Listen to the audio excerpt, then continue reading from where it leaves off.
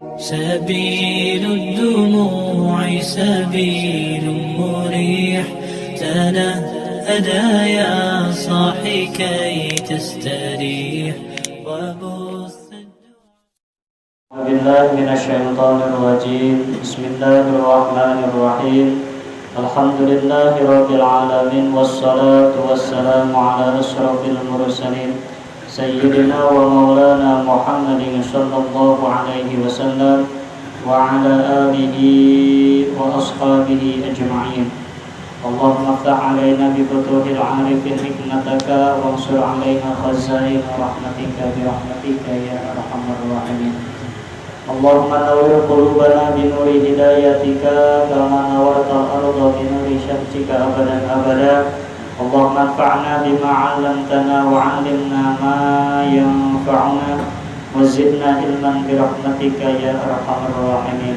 قالوا سبحانك لا علم لنا إلا ما علمتنا إنك أنت العليم الحكيم رب اشرح لي صدري ويسر لي أمري واحلل عقدة من لساني يفقهوا قولي ربنا إنك جامع الناس ليوم لا ريب فيه إن الله لا يخلف الميعاد ربنا افتح بيننا وبين قومنا بالحق وأنت خير الفاتحين والحمد لله رب العالمين قال المؤلف في هذا الكتاب رحمه الله تعالى ونفعنا بعلومه آمين بسم الله الرحمن الرحيم المجلس التاسع والخمسون في بيان الهجرة لطاعة الله سورة العنكبوت بسم الله الرحمن الرحيم يا عبادي الذين آمنوا إن أرضي واسعة فإياي فاعبدون صدق الله العظيم. Para jamaah kaum muslimin rahimakumullah. Pertama dan yang paling utama, marilah kita sama-sama panjatkan puja kali puji kehadirat Allah Rabbul Izzati, Zat yang telah memberikan beraneka ragam nikmatnya kepada kita semua, terutama nikmat iman wal Islam serta nikmat sehat panjang umur. Sehingga alhamdulillah dengan nikmat tersebut kita dapat berkumpul di tempat yang mulia menurut kacamata agama dalam rangka mengikuti kajian mingguan kita. Mudah-mudahan tidaklah kita keluar dari tempat ini melainkan Allah hapuskan dosa-dosa kita. Amin ya rabbal alamin. Salawat ma'assalam yang makrunan bita'dim semoga senantiasa Allah curah limpahkan kepada baginda Rasulullah Muhammad sallallahu alaihi wasallam, kepada keluarganya, kepada sahabatnya, termasuk kita semua sebagai umatnya yang senantiasa istiqamah berusaha dan berupaya menjalankan atas segala syariat-syariatnya. Para bapak hadirin kaum muslimin rahimakumullah, pada pertemuan ini kita akan membahas yang mana kita baru saja kemarin menyambut datangnya tahun baru Islam, yaitu tahun baru Hijriah, yang mungkin sedikit mayoritas kita mengetahuinya, Pak. Berbeda dengan tahun baru Masehi. Kalau tahun baru Masehi, Pak, jangankan yang di kota, yang di kampung aja, Pak, bela-belaan datang ke kota mau tahun baru katanya. Mau kemana teh? Mau ke Jakarta, mau ke Ancol, ke Monas. Itu pergantian tahun Masehi. Masya Allah. Tapi sedikit dari kita, padahal kita umat Islam, lahir di agama Islam, kita pun mempunyai bulan dan tahun tersendiri, Pak. Salah satu yang mana ini? Bulan Muharram. Kemarin tuh, ya, tanggal 1-nya. Boleh kita gembiarkan, boleh kita meriahkan. Apa tujuannya? Kita mensyukuri atas nikmat yang pertama kita dipanjangkan umurnya oleh Allah. Yang kedua, syukur kita telah dijadikan umat Nabi Muhammad. Dan yang ketiga, kita mensyukuri atas segala nikmat yang Allah berikan terhadap kita. Itu salah satunya. Itu ya. Jadi jangan sedikit-dikit ada yang merayakan Muharraman. Apa itu? Nggak ada dari zaman Nabi-nya.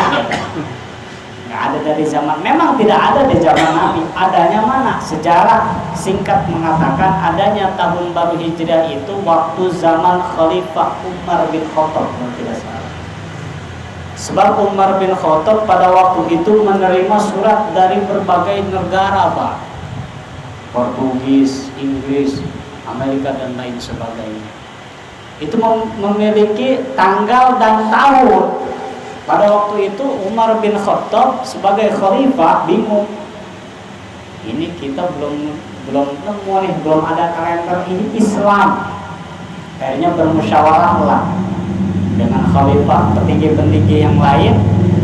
Kata petinggi yang lain, bagaimana kita kalau misalkan ini satu bulan satunya itu kita jadikan kelahiran Nabi.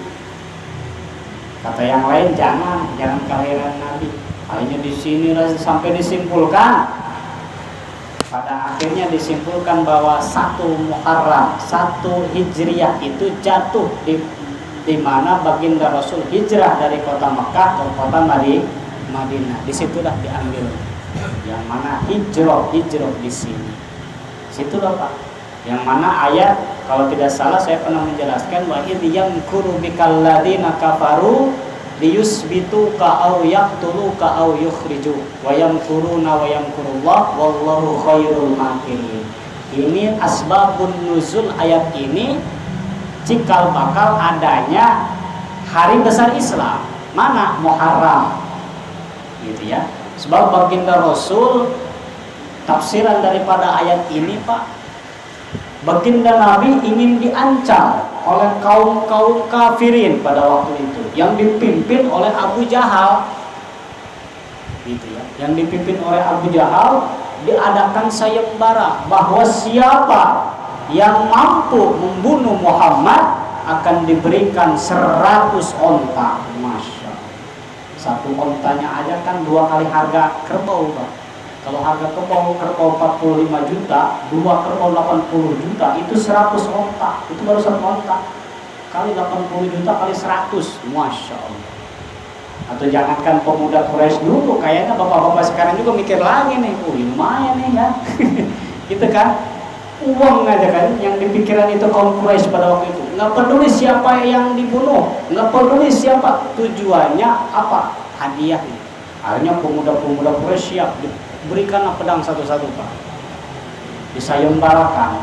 Pada waktu itu langsunglah Allah melihat, tidak membiarkan hambanya yang tersayang dibunuh secara hina oleh makhluk oleh makhluk yang sangat hina. Akhirnya turunlah malaikat Jibril bahwa Muhammad ada segerombolan kaum Quraisy, pemuda Quraisy ingin membunuhmu.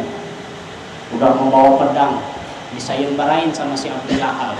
Akhirnya singkat cerita, baginda Rasul lolos daripada incaran kaum Quraisy tersebut. Yang tadinya baginda Nabi berada bersinggah di rumahnya di Makkahul Mukarramah bersama Sayyidina Ali, bersama istrinya. Akhirnya yang dikorbankan siapa? Sayyidina Ali radhiyallahu anhu karramallahu wajhah. Akhirnya kata Sayyidina Ali, ayo Ali kamu ikut denganku. Wahai baginda Rasul, saya tidak akan ikut. Saya akan di sini menantang seluruh kaum pemuda Quraisy tersebut. Kenapa Ali? Biarkan baginda Nabi yang selamat. Nanti kalau misalkan saya terbunuh, nanti di depanmu akan muncul beribu-ribu Ali yang siap membela. Itu pada waktu itu Sayyidina Ali pemuda yang sangat gagah berani. Itulah singkat cerita, akhirnya sorban baginda Rasul diberikan kepada Sayyidina Ali. Dijadikan selimut. Wahai Ali, tidurlah di tempat tidur di sinilah. Akhirnya sebelum dikepung itu, Pak, sesudah pemuda kafir Quraisy itu sampai ke rumah baginda Rasul, malaikat Jibril mengijazahkan satu doa, yang mana doa ini yang suka dibaca sama kita seminggu sekali, Pak. Apa? Awal surat Yasin ayat sampai ayat ke-8. Wahai Muhammad, ambilkan tanah. Setelah ambilkan tanah, bacakan ayat Yasin wal Qur'anil Hakim sampai 8 ayat. Aba'uhum fahum la yubsirun. Ditiupkanlah di lemparkan itu tanahnya itu ke halaman rumah baginda Rasul. Seketika dengan izin Allah itu kaum pemuda Quraisy itu mendadak jadi tanah semuanya. Yang lagi gini Pak, yang lagi lari jadi tanah, yang lagi diam juga jadi tanah. Pokoknya yang mau menyerang Nabi seluruhnya menjadi tanah. Untungnya pada waktu itu nggak ada yang lagi kencing itu Pak. Kalau lagi ada yang kencing kayaknya repot tuh ya. Jadi tanah penjadi sama juga. Nah, begitu lolosnya, begitu sudah jauh dari rumah baginda Rasul, baginda Rasul pun melihat kaum Quraisy yang ini membunuhnya pun merasa simpati, kasihan Pak. Wahai Jibril, apakah ini akan selamanya Jibril? Kasihan. Baginda Rasul masih merasa kasihan Pak, padahal orang yang ingin membunuhnya, tapi merasa kasihan. Itulah akhlak baginda Rasulullah Muhammad SAW. Beda dengan akhlak Muhammad Cipangparang, Rangkas kayaknya. Kalau Muhammad Rangkas ini, jangankan didolim, dia yang mendolim sendiri Pak. Dia ada saingan ya, saingan berat lah sesama pedagang. Karena musibah sedikit, makan lo ketulah deh. Daripada buah gitu kan. Aja ngomong gitu aja mah ketulah ya kan. Aja ngomong ketulah aja kan. Ya Allah. Baginda Rasul tidak seperti itu. Orang yang mau membunuhnya saja merasa kasihan. Bagaimana kata malaikat Jibril, ya Rasulullah, engkau hatinya sangat lembut. Mana bisa engkau merasa kasihan padahal itu orang yang ingin membunuhmu. Tenang saja wahai Muhammad, ini semua orang ini tidak akan selamanya menjadi patung. Beres engkau kabur dari Mekah ini, rombongan ini pun akan menjadi normal seperti kembali. Akhirnya baginda Rasul pergilah.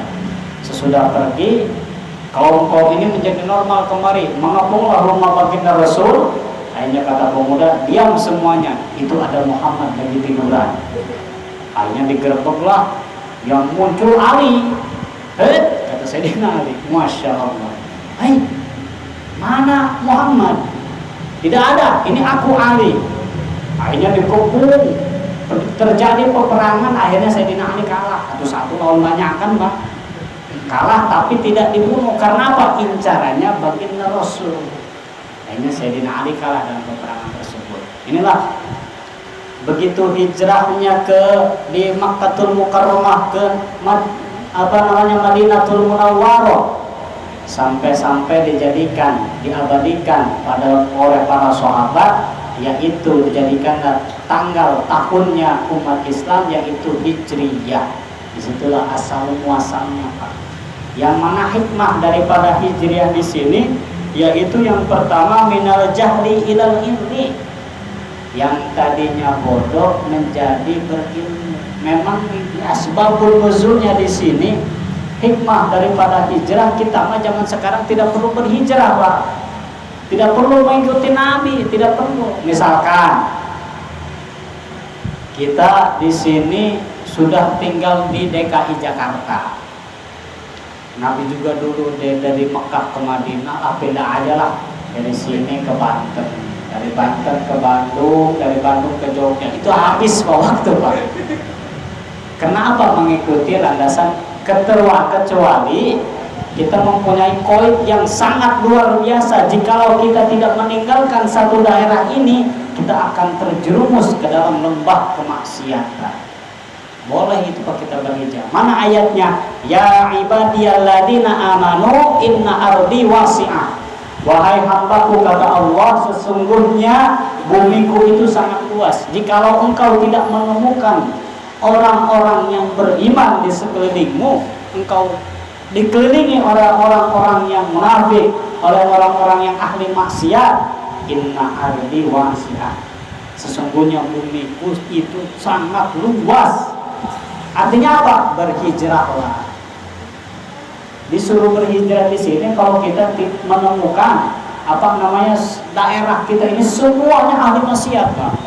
Kita mau nyaramin yang itu lebih banyak dari kita. Kita sholat misalkan, mau sholat juga Pak kita dihalangin, nggak bisa sholat acang misalkan. Itu kita berhijrah Pak, ke tempat yang lebih baik. Nah kalau misalkan posisi itu kita enggak Pak, zaman ini makanya banyak toleransinya. Alhamdulillah kita merdeka, nggak kayak zaman dulu kan ya.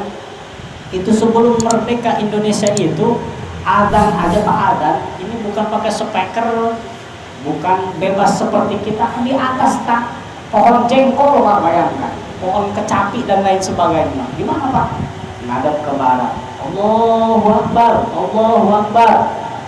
Ngadep ke timur lagi. Apa tujuannya? Takut ada Belanda. Hayya 'alas shalah, hayya 'alas shalah, aman. Ke timur. Hayya 'alas shalah, hayya 'alas shalah, aman. Ke selatan. Kebetulan ada Belanda mau ngomong Pak. Ubah kan adanya dari hayya Belanda katanya. Nah, lu kabur Pak. Itu tujuannya. Kenapa? Belum merdeka. Kalau sekarang apa bagus-bagusnya Pak. Cuman sayangnya 1000 sayang. Meskipun sudah merdeka, sudah bebas kita ibadah sekhusyuknya, tapi sedikit dari kita ingin melaksanakan. Maka dari itu hikmah daripada hijrah tadi, minal jahri ilal ilmi, yang tadinya kita bodoh, tidak tahu menjadi punya ilmu. Ilmu di mana tempatnya? Di majelis-majelis taklim, di musola, di masjid. Dengarkan guru-guru kita. Kita tidak perlu membawa kitab Pak, seperti para santri. Para santri kita bawa kitab, coret kitab. Kita tidak perlu, hanya perlu mustami'in, menjadi pendengar setia, bahasa kerennya gitu ya. Hanya menjadi pendengar setia, insya Allah kita mempunyai ilmu. Sebab apa? Kata Nabi, man madu 'alal mu'min arba'una sofahan walam yajlisil ulama qasa qalbuh wa yujassiru 'alal kaba'ir li annal ilma nurul qalbi. Kata Nabi, barang siapa yang tidak sama sekali datang ke majelis ilmu, berapa hari? 40 hari Pak, berturut-turut dia tidak sholat ilmu, apa yang terjadi? Fahuwa qasa qalbu, maka hatinya akan dikeraskan oleh Allah Subhanahu wa ta'ala. Sedangkan wa yujassiru 'alal kaba'ir, hati yang sudah keras pasti dan yakin dia berani melakukan apa-apa yang dilarang oleh Allah Subhanahu wa ta'ala. Karena apa? Ilmu itu sebagian daripada cahaya.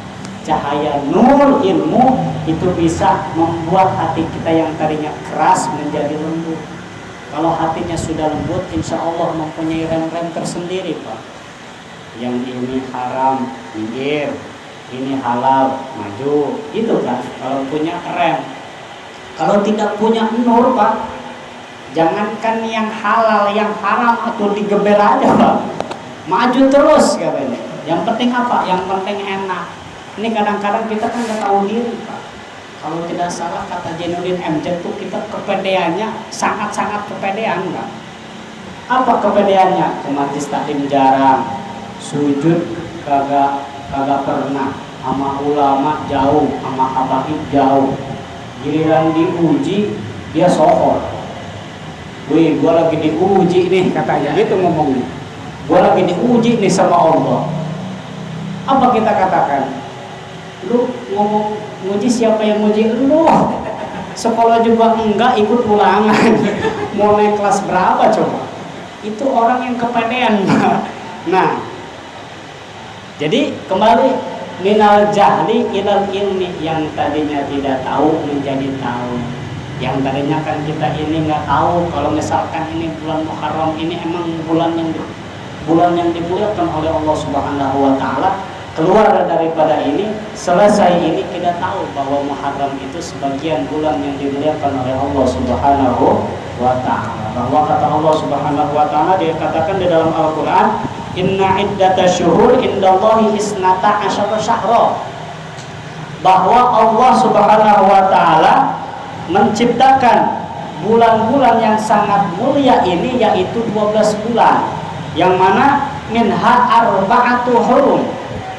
Di antara 12 bulan itu mempunyai 4 bulan yang sangat dimuliakan Allah Subhanahu wa ta'ala. Mana di antaranya? Yang pertama bulan Muharram, bulan sekarang ini Pak. Makanya sunnah diberkati bulan yang dimuliakan oleh Allah, kita sunnah terbanyak puasa. Perbanyak berzikir, perbanyak baca sholawat di bulan Muharram ini, Pak. Gitu ya. Jangan mentang-mentang bulan pertama gitu ya dihiasinya dengan hal-hal yang negatif, naudzubillah. Gitu ya.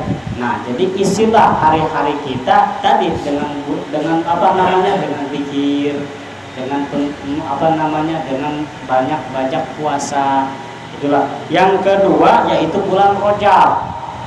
Gitu ya. Bulan Rajab ini adalah bulan yang dimana baginda Rasul di Isra dan di Mi'rajkan. Itu pada bulan Rajab, Pak. Tanggal berapa, Pak Ustaz? Tanggal 27.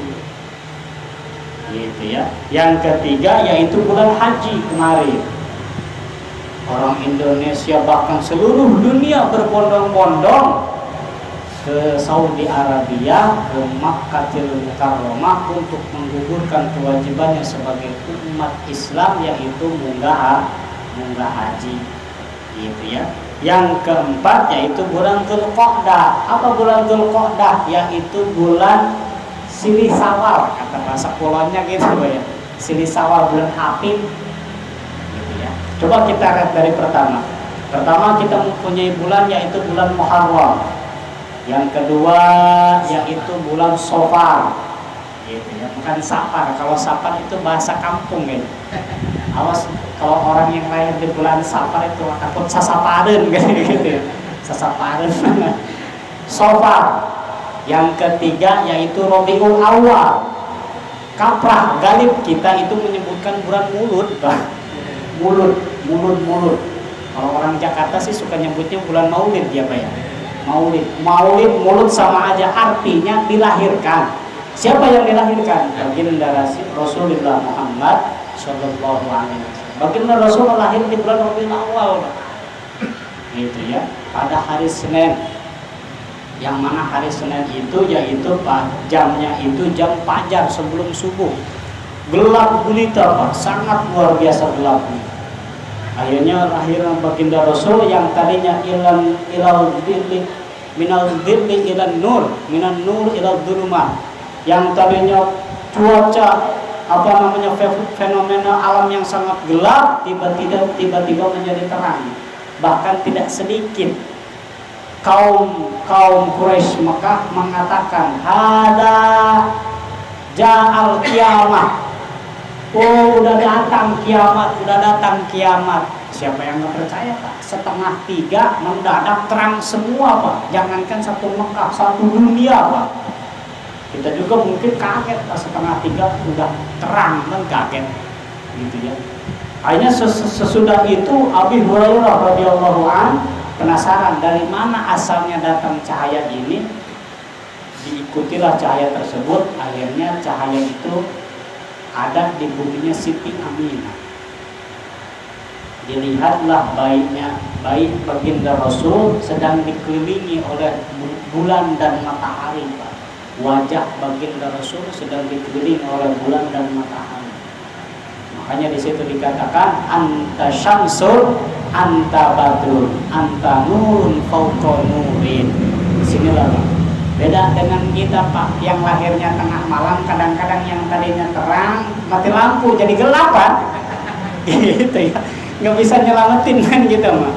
Gitu, kebetulan rumah sakitnya, waduh, mati lampu, habis listrik tuh, ya, habis pulsa, pret aja parem, masya Allah. Nah inilah yang ketiga tadi Rabiul Awwal, bulan Maulid. Sesudah Rabiul Awwal, Rabiul Akhir, Rabiul Tsani.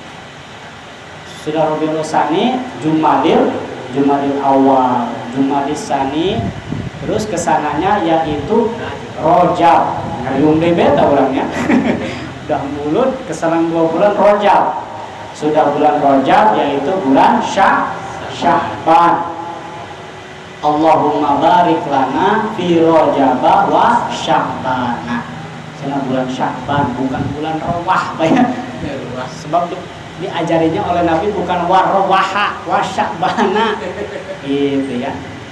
Terus sudah bulan Sya'ban, bulan Ramadan. Sesudah bulan Ramadan, bulan Syawal. Sesudah Syawal tadi Dzulqa'dah. Sesudah Dzulqa'dah yang terakhir yaitu bulan Hijjah. Itulah bulan-bulan yang memang harus kita ketahui, Pak. Harus kita ajar-ajarkan.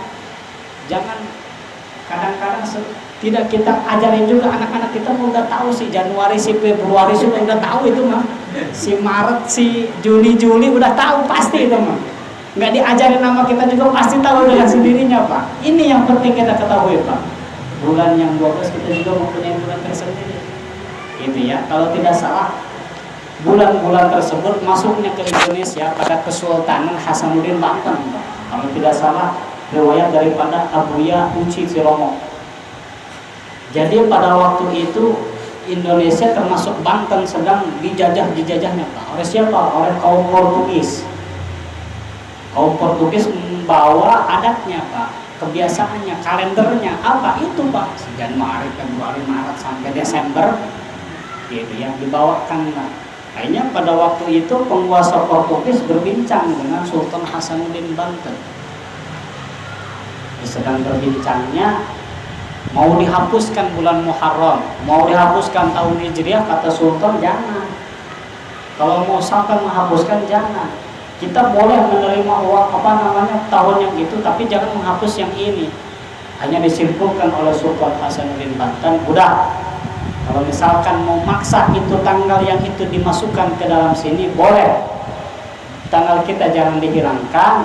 Itu diadakan hanya untuk menghitung-hitung gajinya karyawan. Cipes, Pak, terbukti sampai ke zaman kita. Jadi mulai bulan-bulan itu, Pak, itu tanggal perhitungan gajinya karyawan banyak. Bahkan kan ada yang ngomong juga, aduh pusing nih tanggal tua Pak Ustaz. Tanggal tua apa maksudnya, kan kita nggak paham tuh. Artinya apa? Benar yang dikatakan Sultan Hasanuddin, tanggal ini mah untuk menghitung gajinya karyawan. Bukti pada waktu sekarang, Pak, ya. Inilah para jemaah kaum muslimin rahimahullah. Inilah hikmah daripada bulan Muharram, hijrah bulan Muharram. Yang pertama tadi minal jahli ilal ilmi, yang kedua minal kasli ilal juhdi, yang tadinya kita malas menjadi juhdi, menjadi sungguh-sungguh, Pak. Itulah hikmahnya hijrah. Jadi hijrah tidak hanya kita datang bulan Muharram, tidak hanya datang tahun baru Islam, tapi diri kita juga harus dihijrahkan, Pak. Yang tadinya malas, kita harus lebih giat. Sebab apa? Tadi yang dikatakan oleh baginda Nabi, kalau kita tidak mau datang ke tempat ilmu 40 hari 40 malam, itu hati kita sudah keras, Pak. Kalau hati kita sudah keras, Masya Allah, diberi nasihat apapun mental. Namanya hatinya udah keras, hatinya mati. Kosa kolbu, air mata kolbu. Tergesek, hatinya mati. Barang kalau sudah mati, Pak, ripuh. Benar, ripuh. Susah. Lampu mati. Ripuh kan kita berjamaah susah, gelap-gelapan. Paling Pak Opik nyari lilin kemana berjamaah kan gitu. Mobil bagus di dealer, Pak, expander, ratusan juta keluar dari dealer, enggak hidup, mati, Pak. Itu kan ngeribuin penumpang namanya. Didorong baru diselesaikan, gitu ya. Speaker sekarang nih mati, aduh ripuh, gitu ya. Susah, gitu ya. Termasuk apa? Kita juga kalau misalkan mati, hati kita mati, Masya Allah, itu susah, gitu ya. Susah untuk diberikan nasihat agama, susah untuk diarahkan ke jalan yang benar. Nah, inilah, jadi kata baginda Rasul, ya, apa hikmah daripada hijrah yang kedua? Minal kasli ilal juhdi, yang tadinya kita malas menjadi sungguh-sungguh.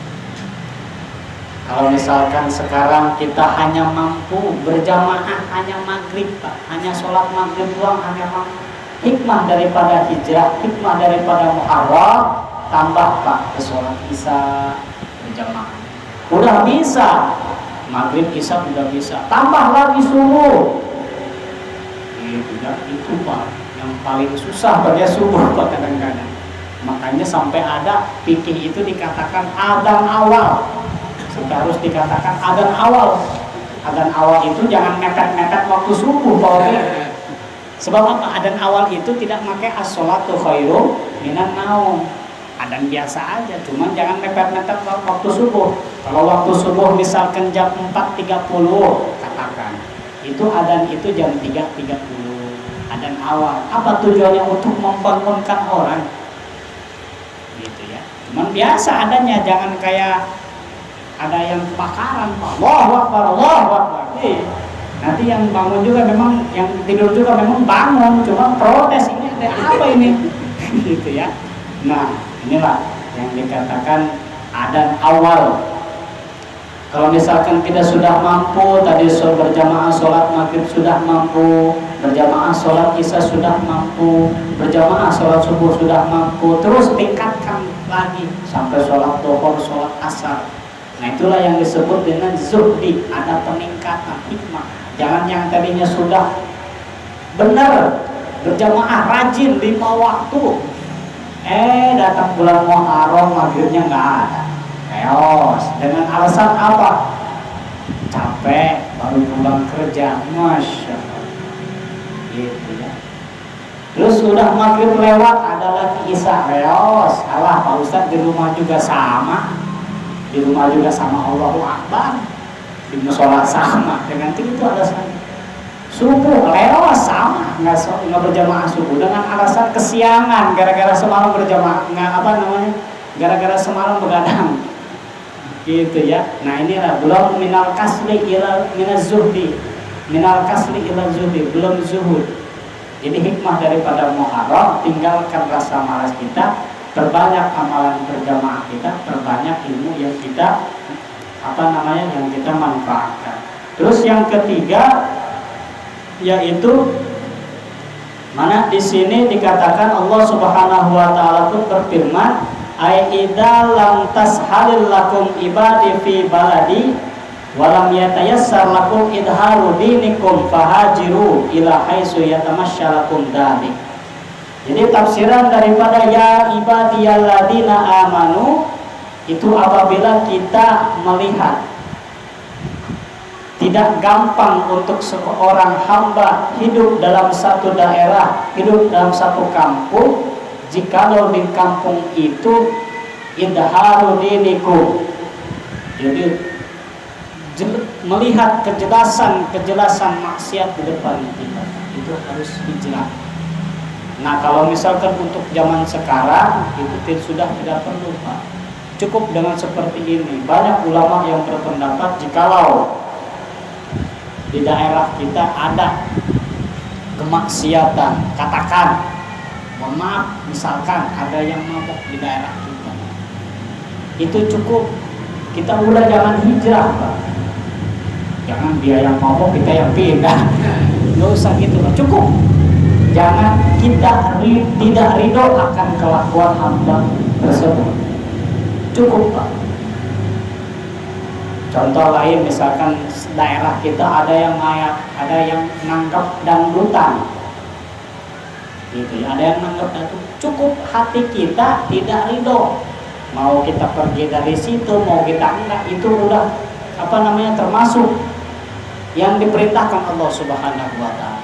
Tapi jangan jadi orang yang munafik. Mana ada dangdutan di daerah kita, di daerah sini ada yang nanggap dangdut, dia pergi dengan alasan ini maksiat nih, pergi gua pergi katakanlah 1 kilo dari daerah kita, nggak tahu-taunya dia ngedengerin Pak dari kejauhan, Pak, itu si dangdut nyanyiin apa sih, itu namanya munafik, gitu ya. Pergi tapi dia masih mendengarkan. Nah, itu yang tidak diperintahkan oleh Rasul dan Allah, gitu ya. Inilah yang pertama tadi, ila haitsu yatamasyalakum dzalik. Mana lagi wa anhu alaihi salatu wassalam, bahwa bagaimana sabda baginda Rasul dan yang mana hikmah daripada hijrah, man farra bidinihi min ardin ila ardin walau kana shibran istaujabal jannah. Kata Nabi, barang siapa yang berjalan dengan dengan anggota tubuhnya dari daerah satu ke daerah yang lain, walau kana syibran, meskipun dia hanya sejengkal. Apa? Ya tamasya lakum dzalik istaujabal jannah, maka wajib atas dia untuk masuk ke surganya Allah Subhanahu wa taala. Misalkan kita melihat kemaksiatan, kita tidak ridho, kita pergi, tidak mendekati kemaksiatan tersebut, itu langkah kaki kita, tapi itu ibadah oleh Allah Subhanahu wa taala. Kenapa? Kita berani menjauhi larangan-larangan Allah Subhanahu wa taala. Makanya pada zaman sekarang banyak ahli kata-kata yang mengatakan giliran yang manis, yang konsekuensinya neraka, manusia pada ngejar-ngejar, bahkan mahal, tapi giliran yang gratis, gampang, itu konsekuensinya jaminannya surga, tapi sayang 1000 sayang zaman sekarang sedikit melakukannya. Mana contohnya? Tadi kemaksiatan, itu maksiatan ya, harus punya modal Pak. Menjablay misalkan, itu kita nggak cukup Pak, megang uang 100.000 Pak, diketawain sama lawan jenis kita, punya uang 100.000, nah diketawain. Tapi anehnya zaman sekarang, aku terus aja Pak, gitu ya, mau aja gitu. Padahal apa tadi? Konsekuensinya adalah masuk nerakanya Allah Subhanahu. Sedangkan Allah sudah menjadikan sarana ibadah kepada hambanya yang gampang, gratis, praktis, ekonomis, lengkap ya. Mana gratisnya? Sugan memang ada nih yang mau datang berjamaah ke sini, setiap masuk bayar 50.000 misalnya. Setiap masuk ke musola mau berjamaah, misalkan ada yang harus bayar 50.000 misalnya. Enggak ada, masuk semuanya, asalkan iman dan Islam, mau melaksanakan ibadah pada Allah Subhanahu wa taala, seluruhnya masuk. Tidak dipungut biaya apapun. Gampang, praktis, apa? Wudu, airnya nggak usah bayar. Aduh kan, nggak usah bayar. Coba kita kalau misalkan selain wudu di WC umum kencing misalkan, sekarang kencing aja udah 2.000 kan? Gitu ya, masya Allah. Ini ada riwayat ya, guru saya di Karawang katanya, singgah habis di Jakarta menuju Karawang di tol.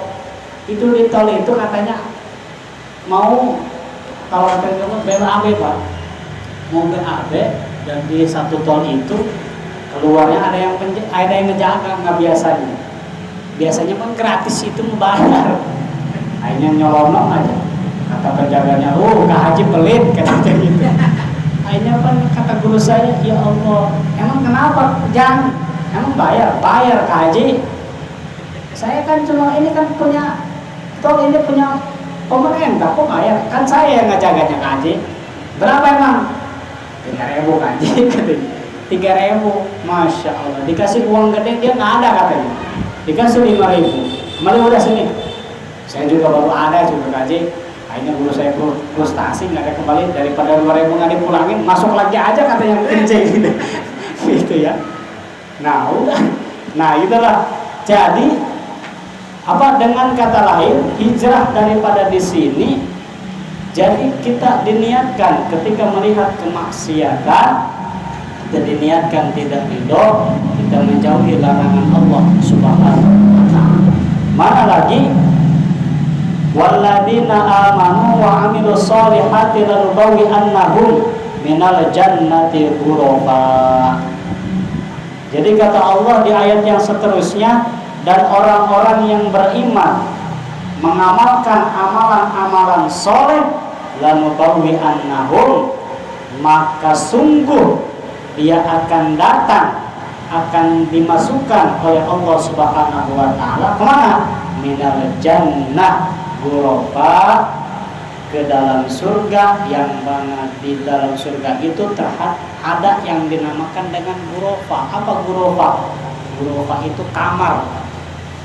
Jadi disediakan satu surga dan satu kamar di satu tempat itu Pak. Jadi di sini memang yang kalau misalkan kita menaklidkan daripada surga, mala ainun ra'at wala udhunun sami'at. Kalau kita menceritakan tentang nikmatnya surga, itu tidak bisa digambarkan oleh mata, tidak bisa dicium oleh telinga, tidak bisa diperkirakan oleh pikiran kita bahwa surga itu gini, tidak bisa. Karena saking nikmatnya. Tapi ulama, Nabi termasuk Allah Subhanahu wa taala menggambarkan untuk orang yang masuk surga pertama kali, untuk orang yang masuk surga itu pang miskin-miskinnya aja Pak, di surga itu Pak, laki-laki mempunyai istri bidadari itu 70 bidadari Pak. Begitu masuk 70 di sana Pak. Paling miskin itu Pak, Masya Allah. Kalau kata pemuda, ya Allah dapat 70 dikali 2, dapat susunya 2, 140. Kalau panen kata pemuda kan gitu tuh. Masya Allah. Udah disambut sama bidadari mah beda sama cewek-cewek yang paling cantik di dunia, beda Pak. Kenapa? Bidadari ketika minum minumannya itu di tenggorokannya itu kelihatan aliran-aliran minum yang dia minum Pak.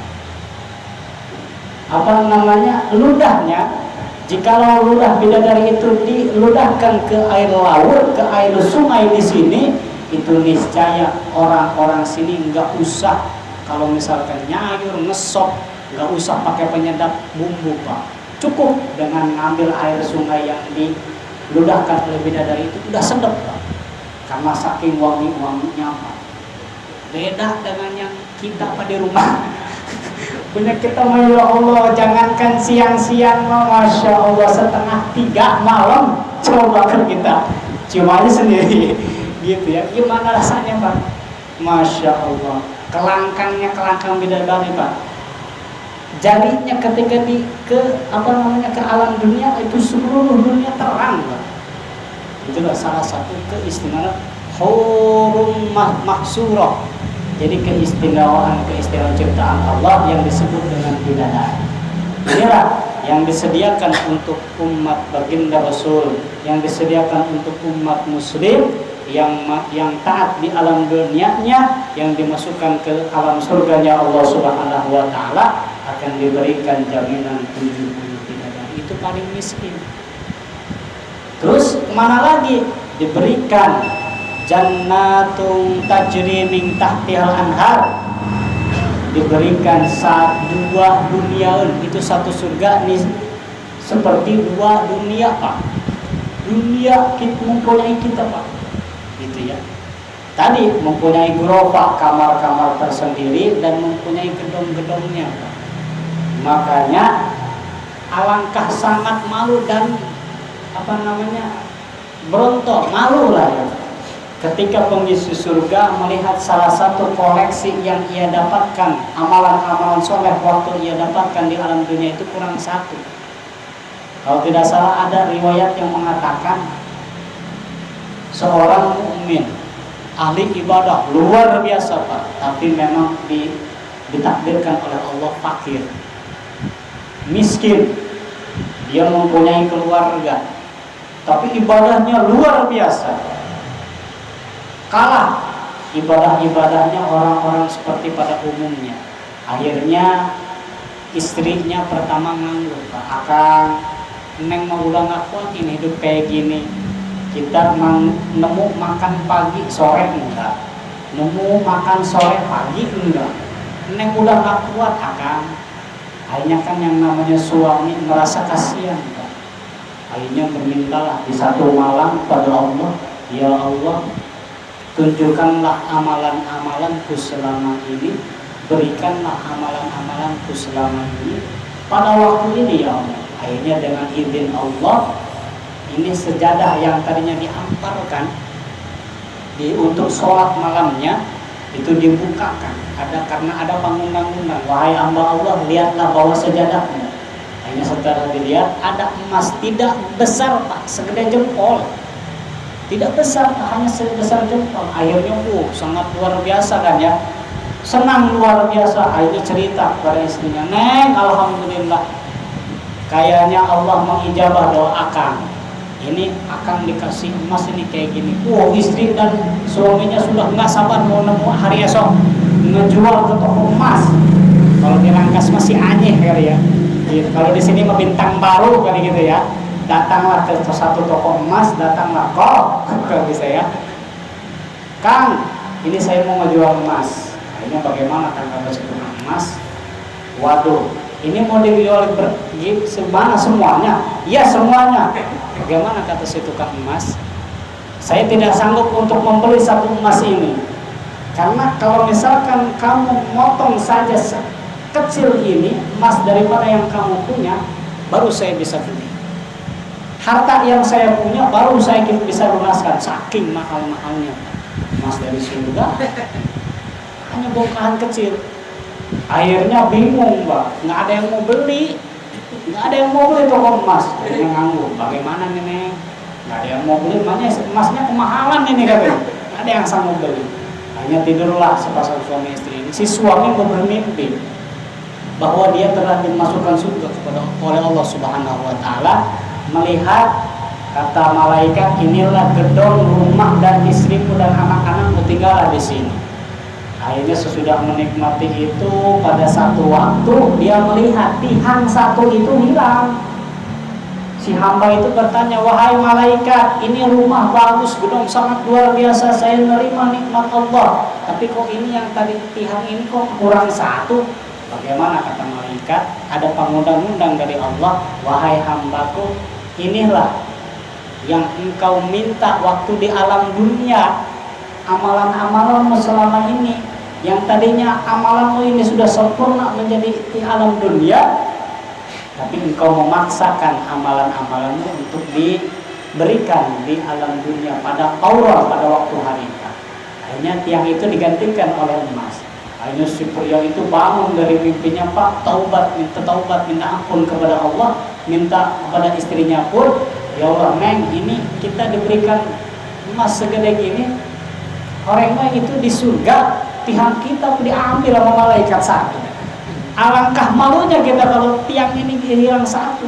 Akhirnya kata istrinya sudah musyawarah, dikembalikanlah sholat taubat dan akhirnya hilang dengan seketika pada waktu itu. Inilah amalan-amalan yang waktu di alam dunianya itu ingin menjadikan pauan pada waktu harita. Nah inilah para jamaah kaum muslimin wal muslimat rahimakumullah. Mudah-mudahan dengan pertemuan ini, dengan pembahasan bulan Muharram ini, kita menjadikan hamba yang bisa hijrah minal jahli ilal dzulmat. Mudah-mudahan kita semua diberikan umur yang panjang berbarokah. Mudah-mudahan kita semua diberikan rezeki yang halal berbarokah. Mudah-mudahan kita semua diberikan turunan yang soleh bersolehah. Bi barakatikum bil kitab al-Fatihah. A'udzu billahi minasyaitonir rajim. Bismillahirrahmanirrahim.